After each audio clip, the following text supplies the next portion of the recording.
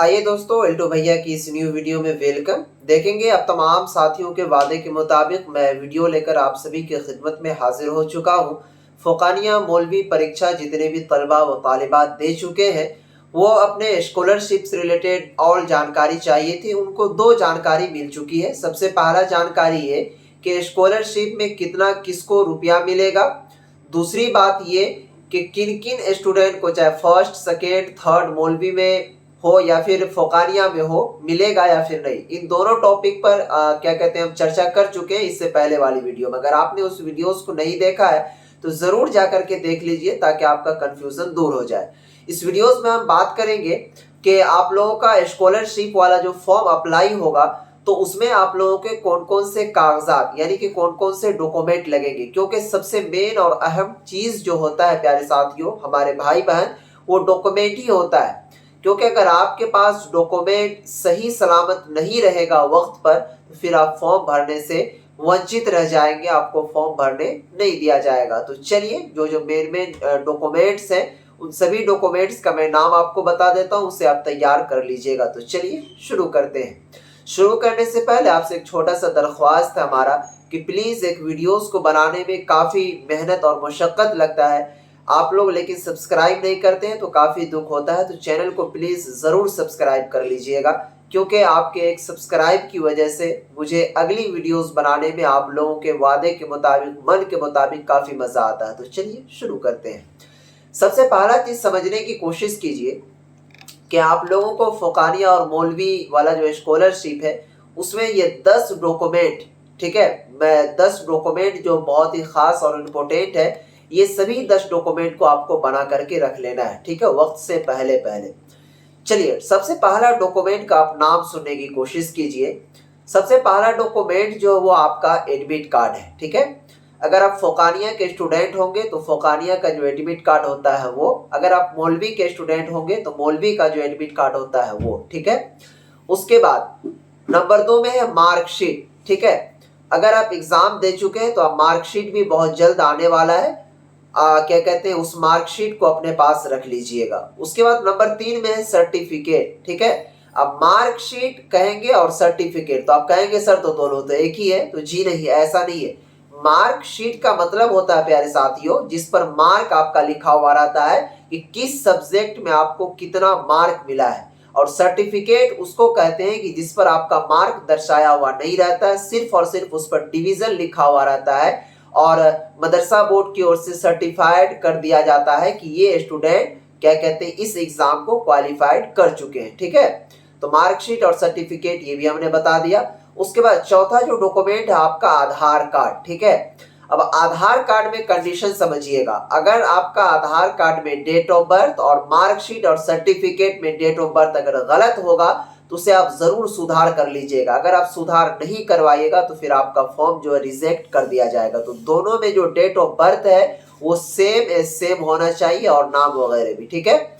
उसके बाद चलिए, नंबर 5 है बैंक पासबुक। अब बैंक पासबुक में भी कंडीशन है, क्या है उस चीज़ को समझिए। बैंक पासबुक जो है आपका वो CSP वाला नहीं चलेगा, ठीक है। और यहाँ पर मैं लिख रखा हूँ एक note, India post payment bank. India post payment bank में जब आप खाता खुलवाने के लिए जाएंगे तो उसमें वो वाला एक ATM कार्ड की तरह होता है, वो वाला पासबुक देता है। तो बहुत सारे जब आप फॉर्म अप्लाई करने के लिए जाएंगे, ऐसा नहीं है कि नहीं है, लेकिन सर्टिफाइड है। जब आप फॉर्म अप्लाई करने के लिए जाएंगे ना वहाँ कल्याण ऑफिस में, तो बहुत सारे जो होते हैं वहाँ पर वो नकारते हैं, इनकार करते हैं इस चीज़ को। तो इसीलिए मैं आप लोगों को डिसाइड कर देता हूँ यही से कि आप लोग बैंक पासबुक जो है, जिस तरह स्टेट बैंक ऑफ इंडिया का हो गया, बैंक ऑफ बड़ौदा का हो गया, पंजाब नेशनल का हो गया, केनरा बैंक का हो गया, तो ये सभी में बैंक में जाकर के आप खाता खुलवा के रख लीजिएगा, जिसमें कॉपी वाला जो है पासबुक देता है, ठीक है, वो वाला नहीं, फोटो कॉपी वाला नहीं, ठीक है। जो किताब की तरह जो पासबुक रहता है वो वाला पासबुक चलेगा, ठीक है। छठा जो डॉक्यूमेंट है आपका पासपोर्ट साइज फोटो, 2 ठो, ठीक है। 2 फोटो खिंचवा लीजिएगा, पासपोर्ट साइज रंगीन फोटो, ठीक है। उसके बाद आपका नंबर 7, ये खास और अहम डॉक्यूमेंट है आपका, इंपोर्टेंट है, निवास प्रमाण पत्र, जिसे रेसिडेंशियल सर्टिफिकेट कहा जाता है, ठीक है। ये निवास प्रमाण पत्र भी काफी अहम है। अगर आप निवास प्रमाण पत्र नहीं देंगे तो आपको फॉर्म भरने के लिए दिया ही नहीं जाएगा, ठीक है। नंबर 8 इनकम सर्टिफिकेट, जिसको आय प्रमाण पत्र कहा जाता है, ये भी अनिवार्य है। अगर ये सभी डॉक्यूमेंट आपके पास नहीं रहा तो फिर आपको फॉर्म भरने के लिए नहीं दिया जाएगा।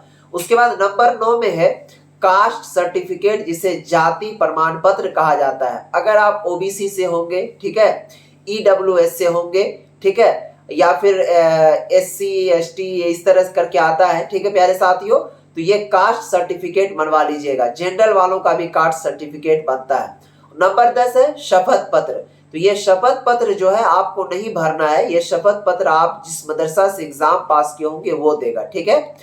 जितना डॉक्यूमेंट आपके पास, हमने ये 10 डॉक्यूमेंट की लिस्ट बताई है, और ये डॉक्यूमेंट वाला लिस्ट अगर चाहते हैं आप लेने के लिए प्यारे साथियों, क्योंकि अक्सर लोग आजकल के दौर में जमाने में भुलक्कर होता है, मैं भी हूं, ऐसी बात नहीं है कि मैं नहीं हूं, मैं भी हूं। तो अगर आप चाहते हैं ये सभी डॉक्यूमेंट का लिस्ट लेने के लिए, तो आप मुझसे इंस्टाग्राम पर ये पीडीएफ इनका मंगा सकते हैं।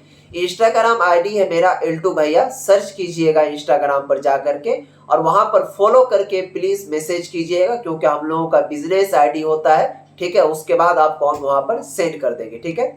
अब जैसे ये सभी डॉक्यूमेंट आपको हमने बताया, तो ये सभी चीज आपका ओरिजिनल होना चाहिए, और क्या कहते हैं, हाल ही का बना हुआ होना चाहिए। अब ऐसा नहीं है कि निवास प्रमाण पत्र है तो 10 साल पुराना है, 3 साल, तो जी नहीं, ऐसा होगा तो फिर आपका रिजेक्ट कर दिया जाएगा। इस बात का खास ख्याल रखिएगा, ठीक है। और जितने भी आपके डॉक्यूमेंट होंगे, ये सभी डॉक्यूमेंट को तैयार करके रख लीजिएगा। जैसे ही वक्त आएगा फॉर्म अप्लाई करने का, तो वो सभी प्रोसेस आपको हम बता देंगे फॉर्म अप्लाई करने से पहले तक कि कैसे फॉर्म अप्लाई किया जाता है। ये डॉक्यूमेंट वाली वीडियो बहुत ही खास और अहम है आप लोगों के लिए, ठीक है। इसे जरूर सेव करके रख लीजिएगा ये सभी डॉक्यूमेंट को, ठीक है। अब मार्कशीट तो अभी नहीं आया आप लोगों का, लेकिन हो सकता है, उम्मीद है कि मार्कशीट से रिलेटेड भी आपको बहुत जल्द नोटिफिकेशन हम देंगे, ताकि आप लोगों को मार्कशीट भी क्या कहते हैं ला करके रख लीजिएगा, ठीक है। और देखिए, मार्कशीट और सर्टिफिकेट में बहुत सारे बच्चे जो कंफ्यूज हो जाते हैं, तो आपको कंफ्यूज नहीं होना है, वो चीज आपको हमने वहां पर बता दी है और समझा दिया, ठीक है। और देखिए होता क्या है कि मार्कशीट और आधार कार्ड, सबसे मेन दिक्कत यहीं पर होता है बच्चों को, कि आधार कार्ड में मान लीजिए सपोज आपका नाम एमडी सलमान है, ठीक है, लेकिन जब आपका फोकानिया वाला मार्कशीट होगा उस पर आपका नाम सलमान है, एमडी नहीं हटा हुआ, तो इस पर भी आपका क्या करेगा कि रिजेक्ट कर देगा, पैसा नहीं भेजेगा सरकार, ठीक है। उसके बाद मान लीजिए आपके पिता का नाम फादर्स नेम में कुछ गलत वगैरह है, तो इसमें भी अगर आपका कुछ मिस्टेक हुआ, जैसे आधार कार्ड में है एमडी इसराइल, लेकिन आपके क्या कहते हैं मार्कशीट में फोकानिया का हो या फिर मौलवी का इसराइल है, एमडी हटा हुआ, तो फिर आपका जो मिसमैच करेगा तो रिजेक्ट कर देगा। तो अभी से ही, क्योंकि आपका मार्कशीट जो ये वाला है ऑनलाइन वाला, तो इसको देख के उस हिसाब से सुधार कर लीजिएगा, ताकि फॉर्म भरने में कोई दिक्कत ना हो। मुझे उम्मीद है कि आप लोगों को वीडियो काफी पसंद आई होगी, तो प्लीज लाइक भी जरूर कर दीजिएगा, और वीडियो को अपने साथियों में, रिश्तेदारों में जरूर शेयर कर दीजिएगा, ताकि वो भी इस चीज का लाभ उठा पाए। तो आज की इस वीडियो को यहीं पर समाप्त करते हैं, फिर मिलेंगे नेक्स्ट वीडियो में, तब तक के लिए बाय, खुदा हाफिज, अस्सलाम वालेकुम।